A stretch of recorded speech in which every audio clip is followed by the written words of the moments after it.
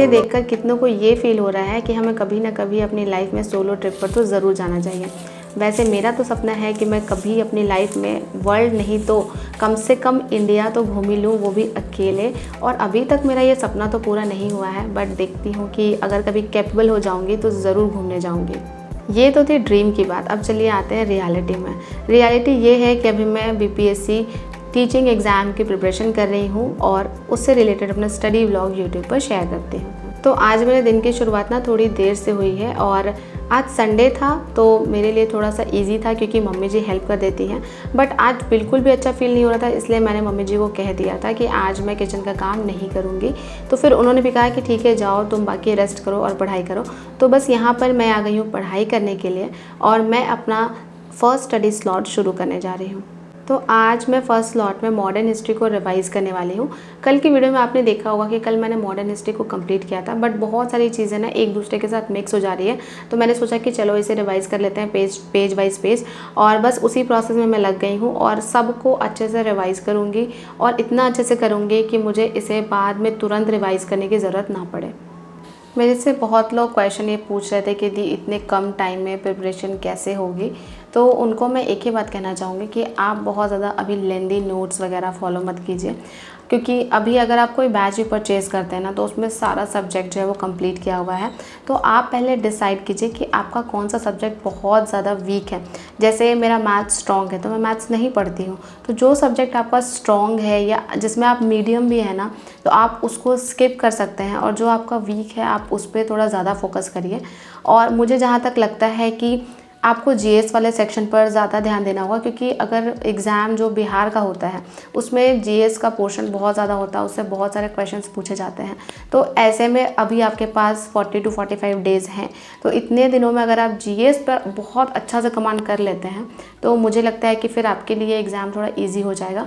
और रही बात हिंदी और इंग्लिश की, तो उसको बिल्कुल भी मत पढ़िए, क्योंकि हिंदी जो है वो उसमें हिंदी के 75 क्वेश्चंस आने वाले हैं और 75 क्वेश्चंस में आप 30 मार्क्स तो ज़रूर ले आएंगे। इंग्लिश के तो केवल 25 क्वेश्चंस आने वाले हैं, तो इंग्लिश को तो बिल्कुल ही मत पढ़िए। तो ये दो सब्जेक्ट आप आराम से स्किप कर सकते हैं। और अगर आपको जीएस को कंप्लीट भी करना है तो आप क्या कीजिए कि बेसिक एनसीईआरटी या एससीईआरटी बुक को कंप्लीट कर लीजिए। मुझे लगता है कि अगर आप ये दो बुक कंप्लीट कर लेंगे 6 to 10 तक की, तो भी आपका प्रिपरेशन जो है वो अच्छे से हो जाएगा। हे गाइस, मैंने अपनी पढ़ाई का फर्स्ट स्लॉट कंप्लीट कर लिया है और फर्स्ट स्लॉट में मैंने जो कल हिस्ट्री पढ़ा था उसको मैंने आज रिवाइज़ किया है, क्योंकि हिस्ट्री में मॉडर्न हिस्ट्री का कंटेंट बहुत ज़्यादा है। एक दिन पढ़ने से ये कंप्लीट नहीं होगा, इसे 2-3 दिन मुझे रिवाइज़ करना पड़ेगा। तो आज मैंने रिवाइज़ किया है और मैंने दांडी यात्रा तक कंप्लीट किया है, बट अभी बहुत से टॉपिक्स बाकी हैं, जैसे कि गोलमेज सम्मेलन का टॉपिक बचा हुआ है मेरा, फिर सांप्रदायिक पंचाट, उसके बाद आपका प्रांतीय चुनाव वाला टॉपिक, फिर पाकिस्तान की मांग, और इसके अलावा अगस्त प्रस्ताव, और इसके बाद भारत छोड़ो आंदोलन। और भारत छोड़ो आंदोलन में भी ना बहुत सारे टॉपिक्स हैं, जैसे अंदर में क्रिप्स प्रस्ताव है, ये सब।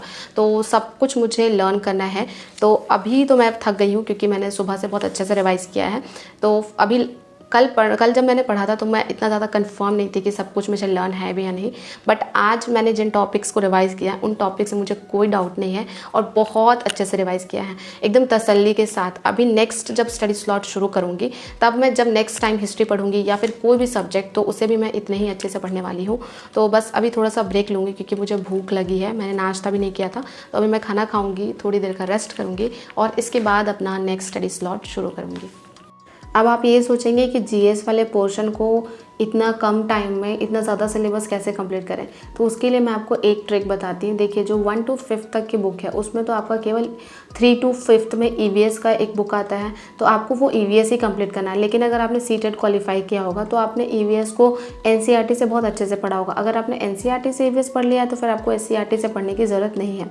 अब रही बात क्लास 6 to 10 तक की बुक को, तो आप ऐसे कर सकते हैं कि आप एक सब्जेक्ट चूज़ कीजिए, जैसे आप हिस्ट्री चूज़ कर लीजिए, फिर आप क्लास 6 से लेकर 10 तक की हिस्ट्री को कंप्लीट कीजिए लगातार। ऐसा नहीं कि आज क्लास 6 की बुक पढ़ रहे हैं कल 7th की, ऐसे नहीं।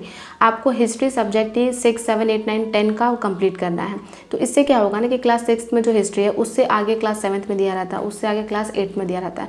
अगर आप 9, 10 नहीं भी कंप्लीट कर पा रहे तो कोई बात नहीं, कम से कम 8 तक कंप्लीट कर लीजिए, क्योंकि मुझे लगता है कि प्राइमरी के लिए क्लास 8 तक तो इनफ है। लेकिन हाँ, अगर आपको ज़्यादा स्कोर करना है तब तो आपको 9, 10 भी पढ़ना पड़ेगा। पर आप ये भी देखिए कि अगर आपके पास टाइम नहीं है तो कम से कम 8 तक की कंप्लीट कर लीजिए और अपना एक रूटीन सेट कर लीजिए कि जैसे आपको एक वीक हिस्ट्री को देना है तो एक वीक में हिस्ट्री को 6 to 10 तक को इतने अच्छे से कंप्लीट कीजिए कि उससे कोई भी क्वेश्चन आए तो आप उसको टिक कर सकें। एक वीक आप ज्योग्राफी को दे दीजिए और एक वीक सिविक्स को दे दीजिए, तो ऐसे में जीएस का मेजर पोर्शन आपका कंप्लीट हो जाएगा 3 वीक्स में। फिर भी आपके पास बहुत सारा टाइम रहेगा, तो जो बहुत सारा टाइम आपके पास बचेगा 20 डेज़ का, उसमें आप मिसलेनियस पढ़ लीजिए और जो क्वेश्चन सर कराते हैं यूट्यूब पर आप वहाँ से कुछ सेशंस देख लीजिए और करंट अफेयर्स कर लीजिए। और ऐसे करके आप एक प्लान बना के चलिएगा ना, तो मुझे लगता है कि आपके लिए सिलेबस थोड़ा ईजी हो जाएगा। बस आपको यही करना है कि आपको सिलेबस को ब्रेक डाउन करना है और ब्रेक डाउन करने के बाद पढ़ना है। फाइनली मेरा सेकेंड स्टडी स्लॉट भी यहाँ पर कंप्लीट हो गया है। हे व्यूवर्स, शाम के 4:45 बज गए हैं और अभी मैं हिस्ट्री का लेक्चर अटेंड कर रही थी। तो आपने तो देखा ही होगा कि एंशिएंट हिस्ट्री में सर ने बहुत कुछ पढ़ाया है। तो मैं ना एंशिएंट हिस्ट्री का रेगुलर लेक्चर अटेंड कर रही थी, बट 2 दिनों से मैंने लेक्चर अटेंड नहीं किया था, कुछ दिनों से, क्योंकि मैं ज्योग्राफी और हिस्ट्री पढ़ रही थी। तो आज मैंने अटेंड किया। 3-4 लेक्चर में बचे हुए थे, तो मैंने सबको ना 1.5x के स्पीड पर देखकर कंप्लीट कर लिया है। और मैंने इसमें महात्मा बुद्ध धर्म की जो शिक्षाएँ हैं वो पढ़ी, फिर जैन धर्म के बारे में पढ़ा और जैन धर्म के बाद मैंने मौर्य उत्तरकाल में शुंग वंश पढ़ा और सातवाहन वंश पढ़ा है। तो ये लास्ट ये अपडेटेड है मेरा अभी यहाँ तक का। और आपने देखा होगा कि आज ही सर ने मेडाइवल हिस्ट्री का बहुत सारा वीडियो जो है वो अपलोड कर दिया है। तो उतना वीडियो तो मैं देखूंगी नहीं मेडाइवल हिस्ट्री का, क्योंकि जब मैं तैयारी करती थी ना DSSB की, तभी मैंने मेडाइवल हिस्ट्री का एक नोट्स प्रिपेयर किया हुआ था। वो बहुत शॉर्ट नोट्स है, मीन्स की जो इंपॉर्टेंट क्वेश्चन पूछे जाते हैं बस उसी से रिलेटेड नोट्स, कुछ पॉइंट्स मैंने नोट डाउन किए हैं। तो बस मैं क्या करूँगी ना कि मेडाइवल हिस्ट्री में वही नोट्स अपना लर्न करूँगी। और रही बात एंशिएंट हिस्ट्री की, तो उसको धीरे धीरे जैसे जैसे क्लासेज होंगी वैसे वैसे इनको कंप्लीट करती जाऊँगी और लर्न करती जाऊँगी। तो आज ना मुझे बिल्कुल भी मतलब वीडियो देखने का मन नहीं था और लिखने का तो बिल्कुल ही मन नहीं था, पर कभी कभी होता है ना कि आपका मन नहीं भी करे तो भी आपको वो काम करना पड़ता है। तो इसीलिए मैंने वीडियो लेक्चर देख लिए और अभी 4:45 बज रहे हैं, तो थोड़ा देर मैं रेस्ट करूँगी, क्योंकि आपको तो मैंने बताया ही था कि अभी मेरा हिस्ट्री का जो मॉडर्न हिस्ट्री वाला जो मैं रिविज़न कर रही थी, कुछ पोर्शन उसका बचा हुआ है।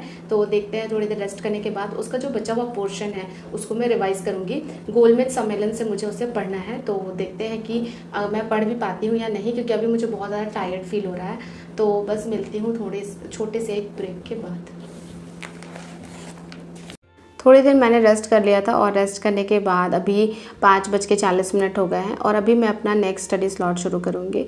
तो नेक्स्ट स्टडी स्लॉट में मैं आगे पढ़ूँगी जो कि मैंने गोलमेज सम्मेलन से पढ़ना शुरू किया था। और अभी यहाँ पर ना मैं क्या करी कि पेज वाइज पेज पहले सबको रिवाइज़ करती जा रही हूँ। और देखिए, जब आप रिवीजन मेथड से पढ़ेंगे बार बार रिवीजन करके, तो आपको ना एक टाइम पे बहुत अच्छे से लर्न हो जाएगा। इवन आपको ये भी पता होगा कि इस पेज में ये पॉइंट्स थे और नेक्स्ट पेज में ये पॉइंट्स थे। तो बस उसी के अकॉर्डिंग मैं एक बार रिवाइज़ कर लूँगी तुरंत। और जब आप रिवीजन मेथड से पढ़ेंगे ना, तो दोबारा से रिवीजन करने में आपको ज़्यादा से ज़्यादा 15-20 मिनट का टाइम लगेगा, उससे ज़्यादा नहीं लगेगा। तो बस मैंने रिवीजन कर लिया और रिवीजन करने के बाद मैं यहाँ पर गोलमेज सम्मेलन पूरा लर्न करी थी अच्छे से। और इसके अलावा मैंने गांधी इरविन समझौता भी पढ़ लिया है। और मैं आपको सच बता रही हूँ, जब मैं बहुत अच्छे से पढ़ती हूँ ना, तो मैं उस दिन बहुत ज़्यादा खुश रहती हूँ और बहुत अच्छा भी फील होता है। और जिस दिन मेरा टाइम वेस्ट हो जाता है, मैं अच्छे से नहीं पढ़ पाती हूँ, उस दिन अंदर से थोड़ी सी सैडनेस होती है। मुझे लगता है कि नहीं, अगर मैं नहीं पढ़ रही हूँ तो फिर कल को मेरी जॉब भी नहीं होगी, तो इस वजह से मैं थोड़ा सैड हो जाती हूँ। बट हाँ, अभी मैं 3-4 दिनों से बहुत ज़्यादा इफ़िशिएंसी से पढ़ रही हूँ, तो बहुत अच्छा फील हो रहा है। फाइनली मैंने आज 7 आवर्स की पढ़ाई की है और इसके बाद अब मैं बाहर चले जाऊँगी थोड़ा सा वॉक करने के लिए। और यहाँ पर देखिए, ये एक पौधा है ना, ये हमारे घर में एक चूल्हा है, चूल्हा के ऊपर हमने ये बोरा वगैरह बिछा कर रखा है। तो ये एक पौधा बोरे में ही खिल गया है और ये बहुत ही मेरे लिए मतलब स्ट्रेंज था, इसलिए मैंने इसका एक वीडियो ले लिया। और इसके बाद मैंने थोड़ा वॉक किया, क्योंकि सुबह से बैठे बैठे अगर आप पढ़ाई करेंगे तो बहुत ज़्यादा स्ट्रेन आ जाता है बॉडी में। तो ऐसे में वॉक करना और थोड़ा सा चलना फिरना बहुत ज़्यादा इंपॉर्टेंट हो जाता है। आज के वीडियो में बस इतना ही। अगर आपको आज का ब्लॉग अच्छा लगा हो तो लाइक कर दीजिए, चैनल पर नए हैं तो सब्सक्राइब कर दीजिए। इस तरह के वीडियोज़ के साथ आपसे मिलती रहूँगी।